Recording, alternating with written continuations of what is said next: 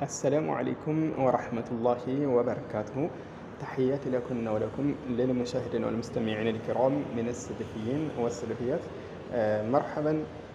ከባለፈው ርዕሳችን ላይ እንግዲህ ስለ ወር አበባ ስለሚለው ሴት ልጅ አስመልክቶ ልታውቀው የሚገቡ ነጥቦችን አስታውሻለሁ። ከዛሬውም ከሱ ጋር የተያዙ ነጥቦችን ኢንሻአላህ የማስታውሳቸው ነው ማለት ነው። ላሲየማ እህቶች ይህን ነገር በደንብ ልታዳምጡት ይገባል ማለት ነው።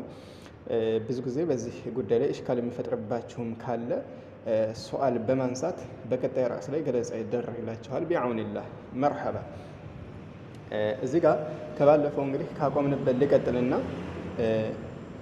ሴት ልጅ ከጸዳች እንግዲህ ከሐይድ ስትጸዳ የምታሳያቸው ሁለት ምልክቶች አሉ ብያለሁ። እሷን እንዳረሷት።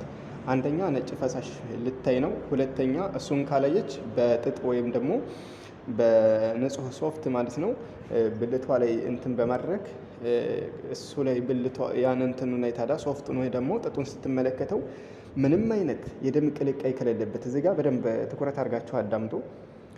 ሀታ የቢጫ ከለር ወይ ቡንይም ይሁን ደፍራስ ያለ ነገር ምልክት ካያችሁበት አልጸዳችሁም፣ ገና ናችሁ ማለት ነው። ይሄ አኢሻ ረዲየላሁ ዐንሃ እንግዲህ በሷ ዘመን የነበሩ ሴቶች ይጠይቋን ነበር። ከዛ ያን እያየች በልብስ ምናምን እንደዚህ አይነት ነገር ተጠቅመው ሲያሳዩት አይ ገና ናችሁ አቸኩሉ፣ ቆይ ሶላት እንዳስገዱ ትላቸው ነበር። እና ከዚያን ግን ለአዚም የመጽጃ ምልክት ወይ ሶፍቱ ነጭ ሆኖ መውጣት አለበት ምንም አይነት ድፍራሽ ሳይኖርበት፣ ወይ ደግሞ ነጭ ፈሳሽ ልታው ነው። በቃ ከሁለት አንዱ ካላያችሁ ሶላት መጀመር የለባችሁም፣ ሐይድ ካያችሁ ሰዓት ጀምሮ ማለት ነው። ወከዛሊከ ሐይድ ልክ አይታችሁ በኋላ ላይ የደፈረሰ ነገር ወይ የቢጫ ከለር ከወጣም አሁንም ሐይድ ነው፣ ገና አልጸዳችሁም። እስከ 15 ቀን ከቀጠለ መጠበቅ አለባችሁ። እዚህ ጋር እንዳትሸወዱ።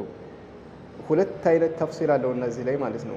ሐይዱ ከመጽዳታችሁ በስተፊት የሆነ የደፈረሰ ነገር የቢጫ ከለር ነገር ከመጣ ይህም እኮ ሐይድ ነው፣ ገና ናቸው እኮ 15 ቀን እስከሞላ ይታያል። ከ15 ቀን የበለጠ እንደሆነ ሲቀር እንጂ ማለት ነው።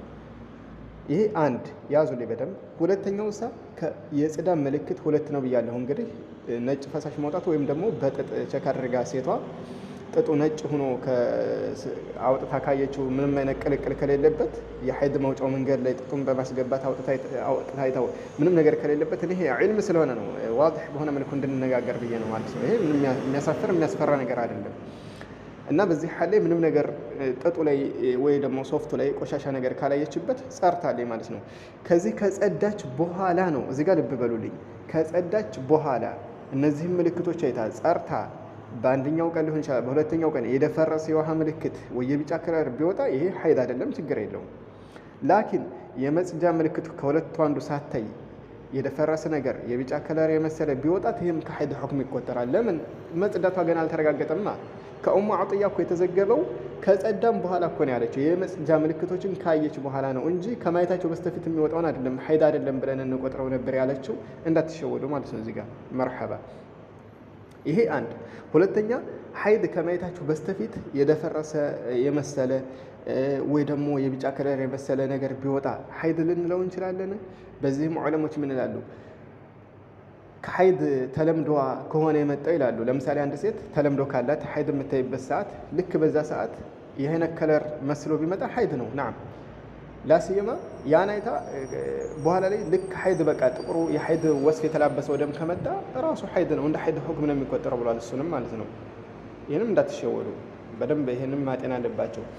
ላኪን ዝም ብሎ ከተለምዶ ውጭ ሰዓት ከመጣ ነው ይሄ ወይ ከጸዳችሁ በኋላ የመጽጃ ምልክቶችን ካያችሁ በኋላ ከመጣ ነው ይሄ የደፈረሰ ምናምን ነገር እንደ ሐይድ አይቆጠርም የተባለው። እና እነዚህን ልዩነት በደንብ አድርጋችሁ ማወቅ ይገባቸዋል ማለት ነው። መርሐበን።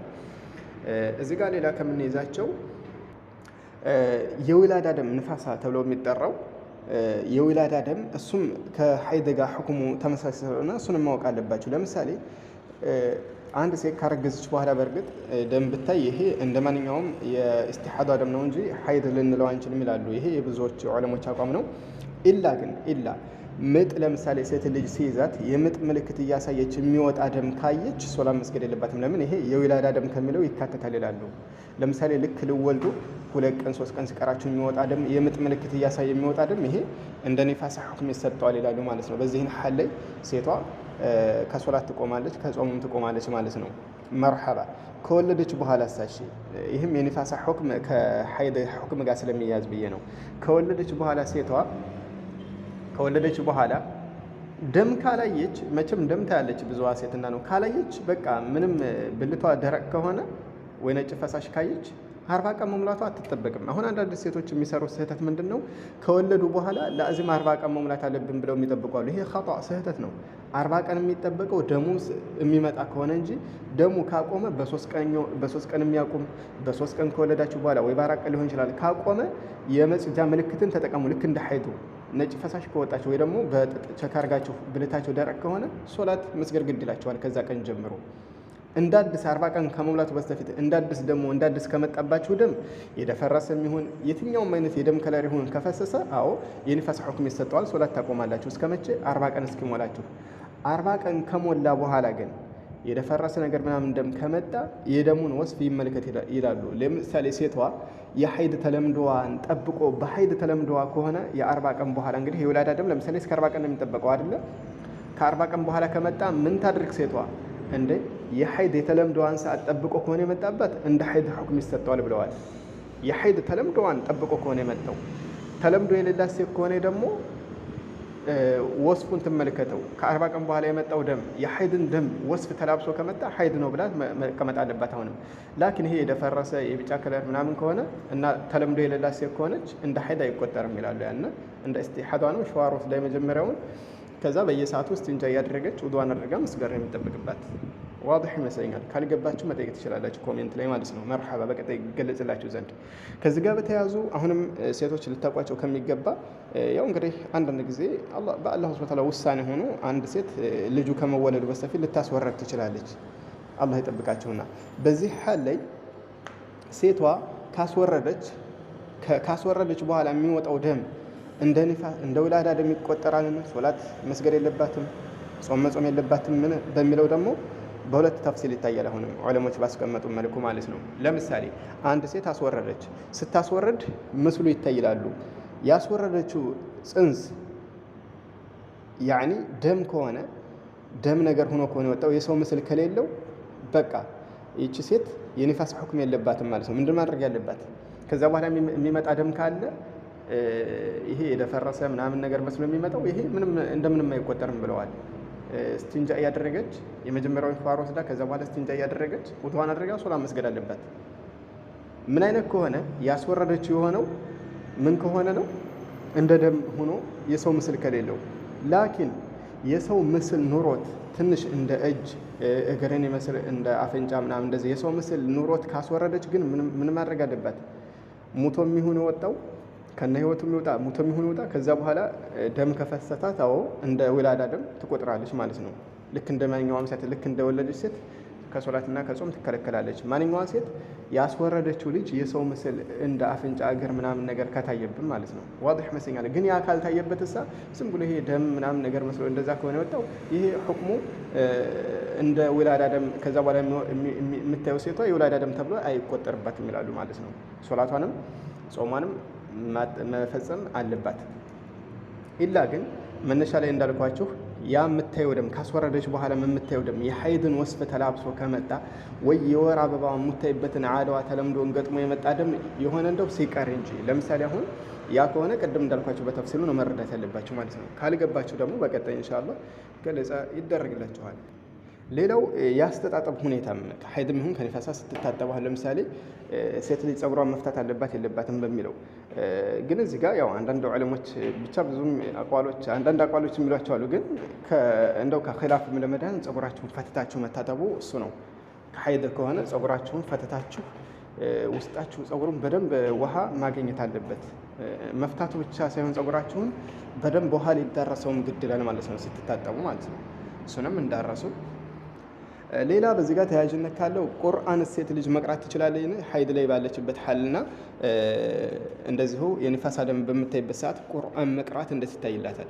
እዚህ ጋር በፍቃዎች መካከል ወይም ደግሞ በዑለሞች መካከል ይቻላል አይቻልም ብለው የተካልፉበት አለ። ግን በዚህ ጉዳይ የሚያከራክርና አንዱን ተብዲዕ የሚያደርስ ደረጃ አይደለም ይሄ ፊቅህ መሳላ እስከሆነ ድረስ። ላኪን ግን ከማስረጃ አንግል ሲታይ አንዳንድ ዑለሞች እንዳቀራ ያሉት ላ ተቅራ ሸይአን ሚነል ቁርአን የሚል ሐዲስ አለ ብለው ነው። ከቁርአን ምንም እንዳቀራ ሴት ልጅ በሐዲስ አብለዋልና ነው ብለዋል። ይሄ ደግሞ ሐዲሱ ضعيف ነው። ከፊሎቹ ይህ ሐዲስ ضعيف ስለሆነ መቅራት የለባትም ያሉት ማስረጃ የተጠቀሙት ቂያስ ወስደው ነው። እሱም ቂያሱ በምንድን ነው? በጀናባ ለምሳሌ አንድ አካል ጀናባ ላይ ከሆነ ከጀናባ እስከሚታጠብ ድረስ ቁርአን መቅራት አይችልም። ናም ይሄ ኺላፍ የለውም። እና ልክ እንደዚህ ሐይድም የሱ ተመሳሳይ ነውና መቅራት የለባትም በሚለው ቂያስ ይወሰዳሉ። ላኪን ከፊሎች ደግሞ ትችላለች እንትኑም በእጇ መንካት አችልም እንጂ ቁርአን ይዘን በእጇ ሳነካ በህፍዟ ወይ ደግሞ በጓንት ወይ በሞባይል መቅራት ትችላለች ይላሉ ከፊሎች። ከነዚህ መካከል አሁን በዘመናችን በቅርብ ከነበሩት አልኢማም ኢብኑ ባዝ ረሂመሁላህ ታላቁ ዓሊም ይከተቱበታል። ይህም ማስረጃ ምንድነው? ማስረጃ እንመልከት። አሁን እከሌ ሼክ እንደዚህ ብሏል የሚለው ብቻ ሳይሆን ማስረጃ ነው። አልኢማም ኢብኑ ባዝ ምን ማስረጃ ተጠቀሙ? አንደኛ ላ ተቅራ ሸይአን ሚነል ቁርአን የሚለው ሐዲስ ይሄ ضعيف ነው። አንድ በከፊል ቂያስ የሚወሰዱት ያ በጀናባ ቂያስ ወስደው ነው። ጀናብተኛ የሆነ አካል ደግሞ የቀን ርዝመት ስላለው ለምሳሌ አሁን አንድ አካል ማለት ጀናባ የሆነ አካል የቀን ርዝመት የለውም። ለምሳሌ አሁን አንድ አካል ሴቷም ትሁን ጀናባ ላይ ከሆኑ ቶሎ ታጥበው ቁርአን መቅራት ይችላሉ። ግን የሐይድ ጊዜው ሊረዝም ስለሚችል በዛ ቂያስ መወሰድ የለበትም ይላሉ። ቂያስ ይሄ መግባት የለበትም፣ ማስረጃ ላዝም ያስፈልጋል፣ ሷሂህ የሆነ ይላሉ። ከዚያን ግን አኢሻ ረዲየላሁ ዐንሃ ሐጅ ለማድረግ ወደ ከመልእክተኛው ዓለይሂ ሰላቱ ወሰላም ጋር በሄደችበት ሰዓት ሐይድ ላይ ሆና ነበር። በዛ ሰዓት ላይ ታዲያ ምንድን ነው ያሏት? ኢፍዓሊ ማ የፍዓሉ ልሐጁን ያሏት፣ ሐጃጆች የሚሰሩትን ሁሉ አብረሽ ስሪ፣ ገይረ አላ ተጡፊ ቢልበይት ነው ያሏት። ከዓባን ብቻ ከመጦፍ ተከልከይ ነው ያሏት። ከዓባን መጦፍ ጠዋፍ ማድረግ አችም ብሏታል። ለምን? ልክ እንደ ሶላት ነው ሁክሙ።